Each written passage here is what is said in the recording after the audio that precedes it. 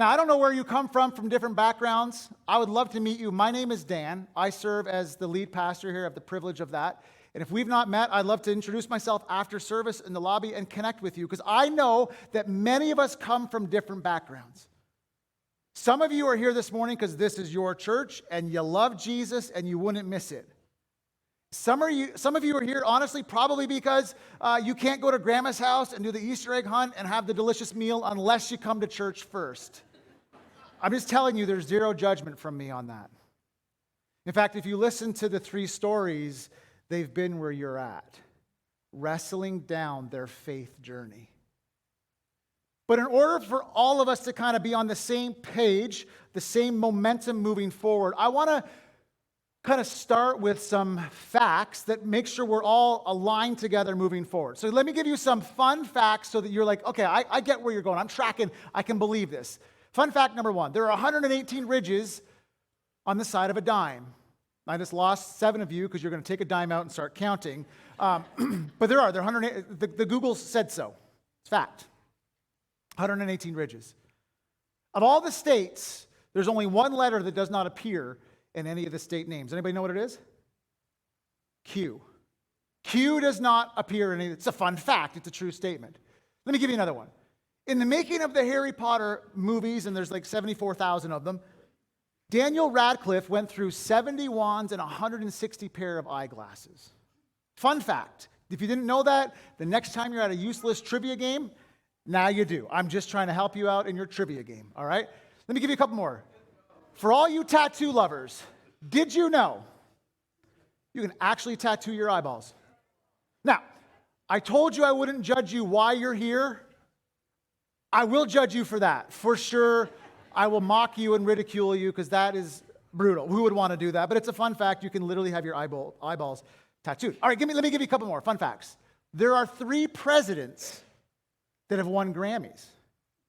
Fun fact, if you're ever in a trivia game, here they are. Jimmy Carter, Bill Clinton, and Barack Obama have all won Grammy Awards. Fun fact, in 1922, Frank Hayes won the Belmont race as a horse jockey, and he was dead. He died of a heart attack around the last turn, kaputzed, somehow stayed on the horse, and won.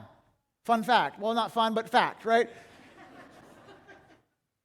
And what should have been a party was a funeral, right? What should have been a celebration was a funeral, but it's a fun fact. This next one is probably my favorite. Harrison Schmitt, on Apollo 17, stepped onto the moon and realized that he was severely allergic to the dust of the moon. Can you imagine that call? Hey, Houston, yeah, we got a problem. Can you send an Uber up? Like, I can't be here anymore. Like, that's a long 3 weeks stuck on the moon, allergic to the dust of the moon. But he was allergic severely to the dust. Fun fact. The word church or churches near me is Googled more from last Sunday to this Sunday, this past week, cumulatively than the other 51 weeks of the year. There are more searches for church this past week than the rest of the year combined. Fun fact. Let me give you 2 more. Here's the second to last one. Americans will spend more money per person at Easter on candy baskets for their family than they will candy for their family at Halloween. The reason I love that fact is that light still defeats darkness. We spend more money for Easter. Last one. Here it is. Fun fact. Jesus was an actual human, was an actual person who actually lived on earth, who actually stepped out of heaven and is actually represented in hundreds of languages in hundreds of countries. See, Jesus is not just J-E-S-U. That's the kids downstairs having fun, by the way. If you're like, what is are we dying? Are we raptured? No. It's the children doing their Easter egg hunt. There's over 50 of them having a blast downstairs, and so we get to hear it. And I think it's cool. That's celebration. That's life. Back to the story. We know Jesus as J-E-S-U-S. But there's hundreds of languages and hundreds of translations and hundreds of people and thousands of people that would read it a different way because Jesus was a real person, a real historical figure. who stepped out of heaven and had a real name. And he really walked on this earth. And he really lived and he really died. And he was really miraculously resurrected.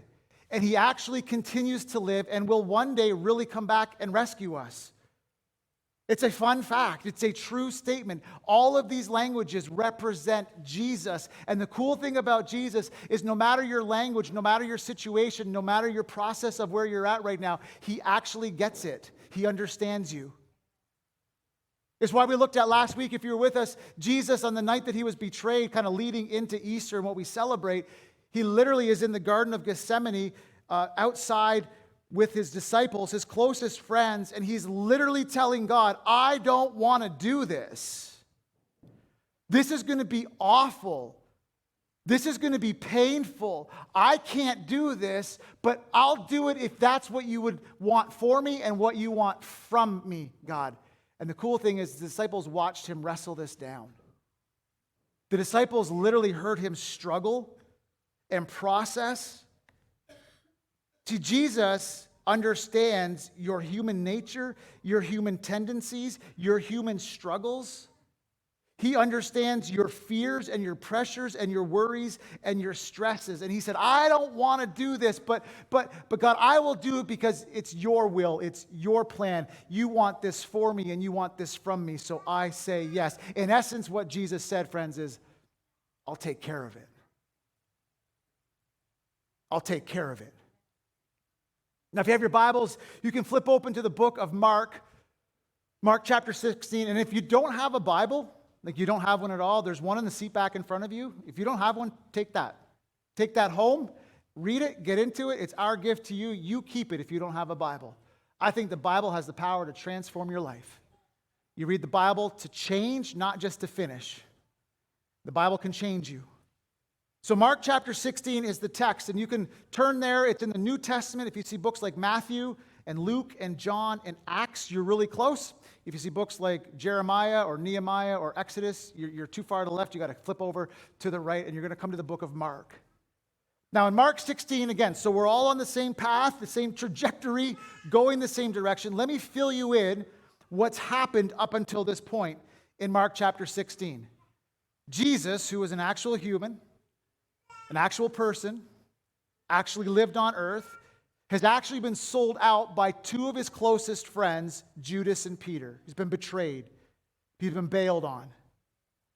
Up until Mark 16, he's been arrested in the Garden of Gethsemane, sold out by friends. He's been sentenced at a trial that was a foe. It was fake.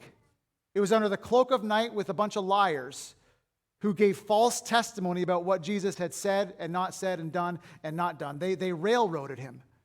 He had been beaten. He had been mocked. He'd been abused and tormented. Some theologians would even suggest urinated on. You want to know why in the garden Jesus was on his knees saying, I don't want to do this? Because he knew the cost. Think about this. His mom had to watch this. As a mother, if you're a mother in the room, imagine your son having to go through this willingly. He said yes. He's been beaten, he's been mocked, abused, tormented, nailed to a cross, speared in the side. We don't think about this often, but they wouldn't have taken care of him coming off the cross. They would have just lowered him down and let him hit.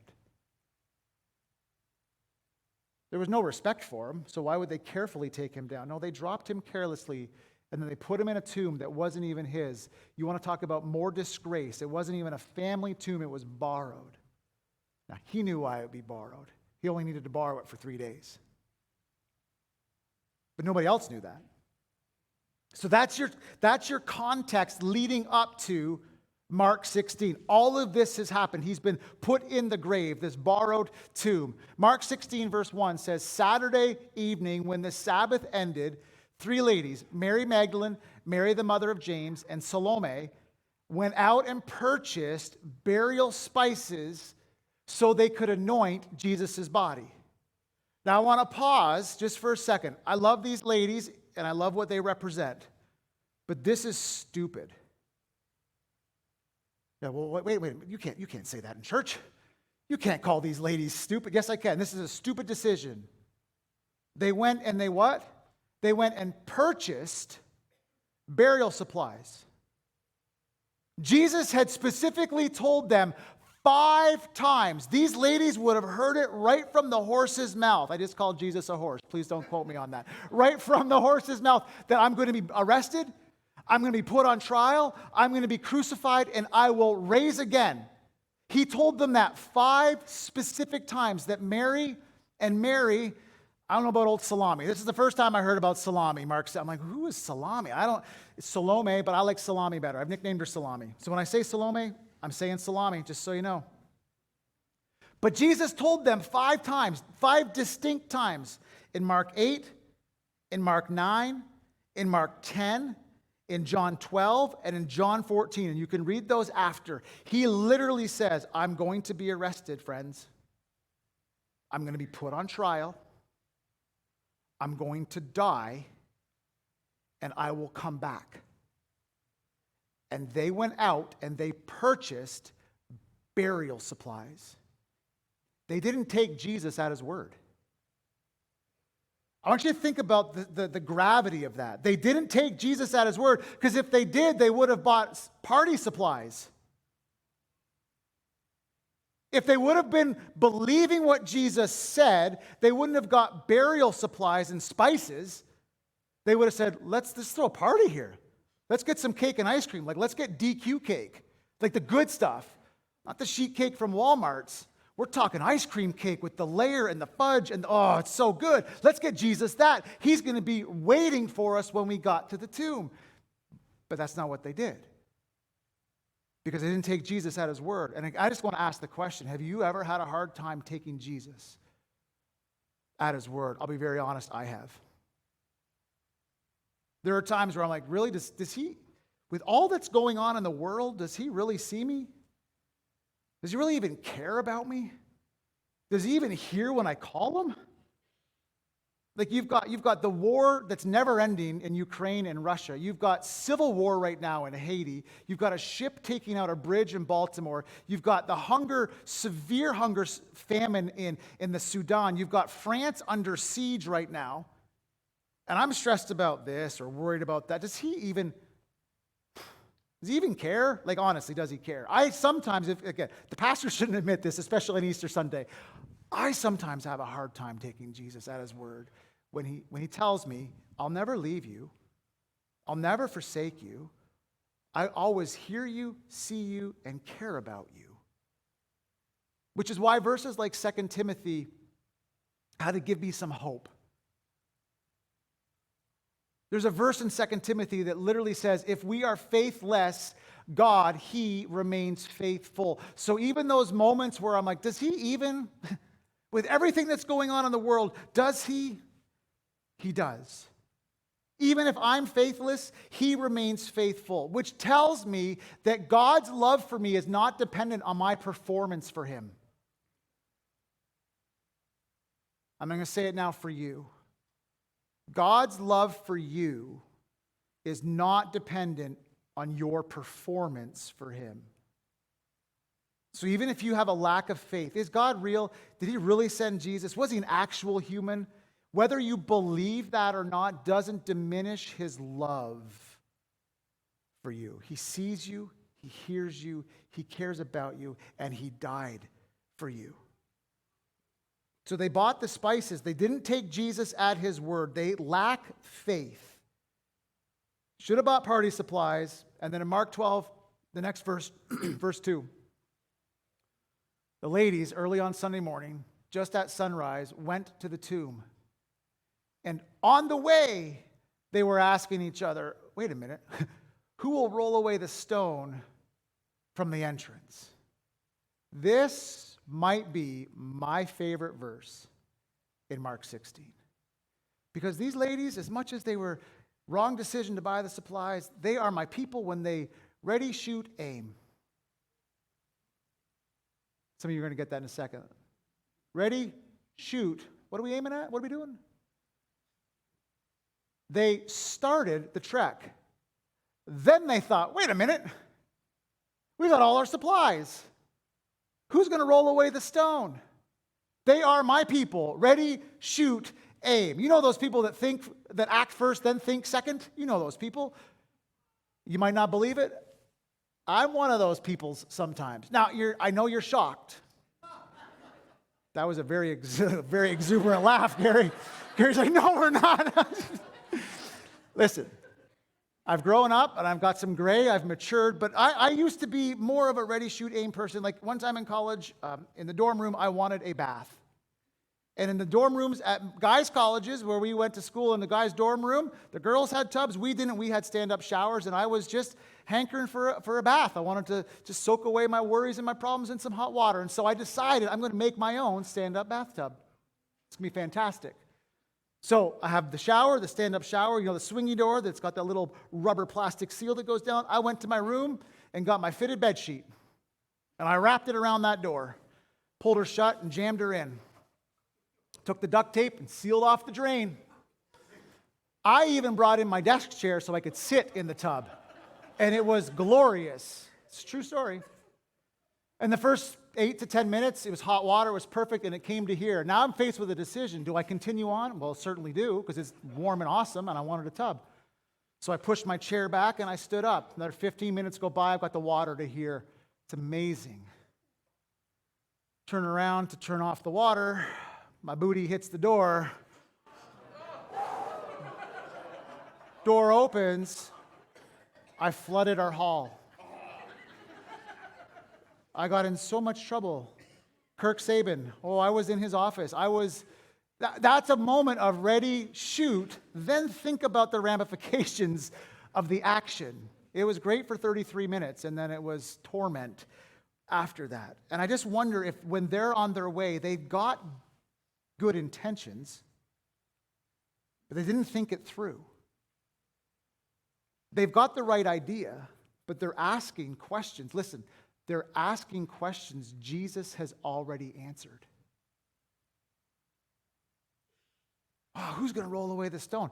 Jesus told you specifically 5 times. That doesn't even count the other 300 plus prophecies about the birth, death, and resurrection of Jesus that were the Old Testament that they would have known. They were asking questions Jesus had already answered. He had already taken care of it, if you will. And there's some of us probably here this morning that can relate to this. We're asking questions. We're worried about something. We're consumed with something that Jesus has already taken care of. If you were with us week 1 of the series, we used rocks to kind of represent that obstacle or that shame that's in our lives. Because every one of us has obstacles. Every one of us has something that stands in our way of a deeper, more authentic, more meaningful relationship with Jesus. And these ladies were obsessed with the obstacle, the stone, rather than the opportunity to see the miracle. Who's going to take care of it? You didn't think it through. I didn't think it through. What's going to happen? We're going to get there. It's a 1,000-pound stone. What are we going to do? I don't know what we're going to do. No. They missed the opportunity to see the miracle. Every single one of us has an obstacle, and our obstacle has a source. Our obstacle comes from an origin. And we use rocks at the beginning of the series in week 1. And if you've looked up to the front, they're here across the altar. And if you weren't here, you're like, why are there a bunch of black stones at the front? It's because oftentimes we carry around our hurt. We carry around our shame. We carry on our pain. And it becomes so much a part of us that we forget that it's there. For some of you, it's your past. You were told as a kid, you're a failure. You will never amount to anything. You're worthless. I wish we never had. You've lived with something, and it's just become part of your identity. For some of you, it's your parenting. You brought your kids here, probably maybe even to this church as kids, and they were in every CYC and pageant and Easter production and out on the hill, and then they grew up and they made their own choices, and they walked away from Jesus. And you have viewed that as a failure on your part because their faith didn't become your faith, and your faith wasn't their faith. And they've drifted, and you have held that shame, that obstacle. Maybe it's a divorce. We talked about week 1. Maybe it was an abortion. That 3 out of 10 ladies in this room have had an abortion. 3 out of 10 are the statistics. Maybe for you, it's an addiction. You carry it around. All of us have an obstacle that has an origin. I've talked with men who struggle with pornography, addicted to pornography, and their origin was they found their dad's magazines in his bedroom as kids, and they got addicted. All of us have an origin because we all carry something. And in week 1 of the series, what we did was, Billy, you can come up. I'm going to have Billy help me with an illustration. Week 1 of this series, at the end of the teaching, we had this altar moment, a response moment, where I literally invited, 95% of us participated. We came and we put our rocks, our stones, our struggles right here on the altar. Now, I want you to catch something. Whether you participated week 1 or not, I want you to know something. That hurt from the past, Jesus took care of it. That shame that you carry, Jesus took care of it. That regret, that habit, that struggle, that emotional damage, Jesus took care of it and will repair it and restore it. He's already taken care of it. It's taken care of. We're the ones that do this. Yeah, but it's more comfortable here. No. He died for it on the cross. Let's keep going. To the person so stressed about your life right now, he took care of it. Worried about your future, he took care of it. Anxious about your finances, he took care of it. Tied up in knots about your marriage, he took care of it. I don't know what's weighing you down, he took care of it. He continues to take care of it, and he will always take care of it. That's who we serve. Billy, go grab the lid for me. Listen, oftentimes we're like, yeah, he can take care of it, and we forget that he's already taken care of it, and he has sealed it with the lid. It's done. You don't have to go back and dig into it. If you've said yes to Jesus, if you've surrendered that obstacle that has an origin, it's taken care of. So often, at least for me, maybe I'm just preaching to myself, I'm like, but I'm used to it. There's comfort in it. There's familiarity with that. It's been part of my identity for so long, I don't know what to do without it. And he took care of it. Thank you, Billy, for helping me out. Listen. When they looked up on their way, they arrived and they saw that the stone, which was very large, had already been taken care of. They were asking questions that Jesus had already answered. It had already been rolled aside, and they entered the tomb. This is my second favorite verse of the story. And they saw a young man clothed in a white robe sitting on the right side. Did they not watch horror movies? You don't go into the dark room. Like, ladies, that's a no-no. You don't do that. The stones rolled away. I'm getting out of here. I didn't do that. They're like, well, let's go in and look. Oh, not me. I'm hard pass on that. Probably a bird or a snake in there. I'm out. But the stone had already been rolled aside. The stone had already been taken care of. The problem was already solved. It was taken care of. And the women were shocked. They see this young man sitting there. And the angel said, don't be alarmed. You are looking for Jesus who was crucified. He isn't here. He's risen from the dead. You can even look. This is where they laid his body. If I'm the angel, you know what I'm saying? Told you so. I mean, he told you. That's why I don't get to be an angel, right? That's because I would say something I shouldn't. I do that all the time anyway. He isn't here. He is risen from the dead. This is where they laid his body. Now go and tell his disciples, oh, catch this, including Peter. Make sure you tell Peter that Jesus is gone ahead of you to Galilee. You will see him there. What? Just as he told you. The angel reminds them, Jesus has told you he's going to take care of this. There's comfort in that, friends. He reminds them, He told you this before he died. If you were with us last week, the reason that this is, that I've italicized it, that I've highlighted it, is Peter is one of the people that betrayed Jesus and felt shame and felt guilt and felt remorse and felt just pathetic for doing it because Jesus warned him, hey, you're going to sell me out. No, I won't. I would die with you. So the angel is very clear. Make sure you let Peter know that nothing has changed. I still see him. I still love him. I still care about him. I still died for him. You might feel shame. You might feel regret and remorse and overwhelmed and unworthy and unlovable. And Jesus is saying, I took care of that for you. Find your worth in me. Find your value in me. Find your purpose in me, is what Jesus is saying. So go tell Peter. Now, it gets interesting in verse 8. The woman fled from the tomb. I would have done that a long time ago. Trembling and bewildered, and they said nothing to anyone because they were frightened. Wait a minute.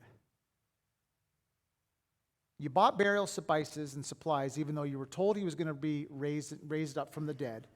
You asked about the stone. It had already been taken care of. The angel told you, hey, we've already communicated this. You already know this. And they still didn't tell anybody. They were too afraid. And then in Mark 16, verse 9, it changes.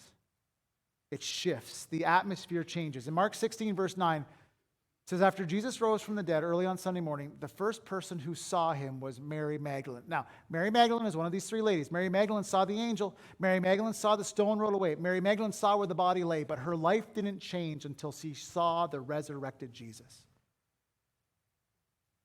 In verse 8, she's leaving, frightened, not telling anybody. Verse 9, she sees Jesus and her life changes. She runs back. She tells the disciples, he's not in the grave. It's empty. He's gone. He's risen, just like he told us.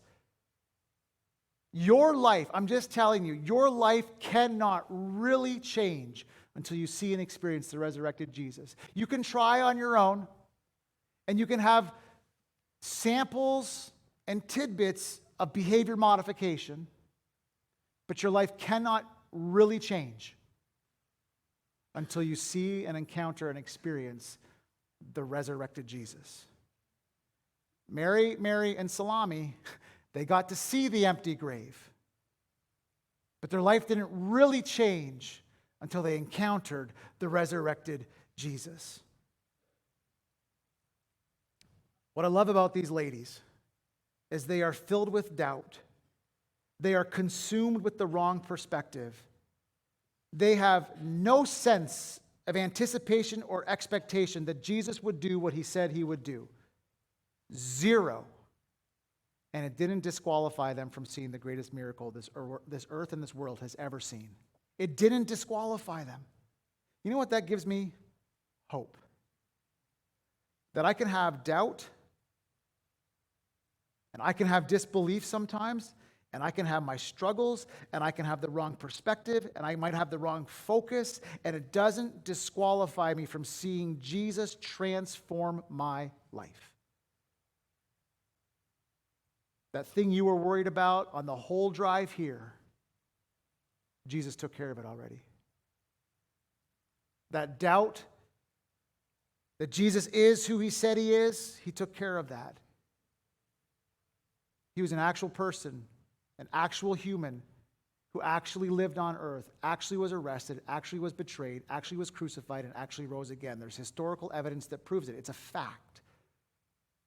That burden that you can't get rid of, Jesus took care of it.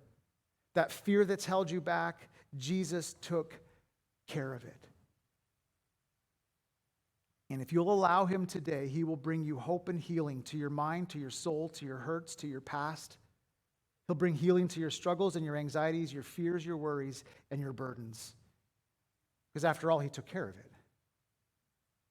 So I'm going to invite Jason and Kim to come up, and we're going to close our time.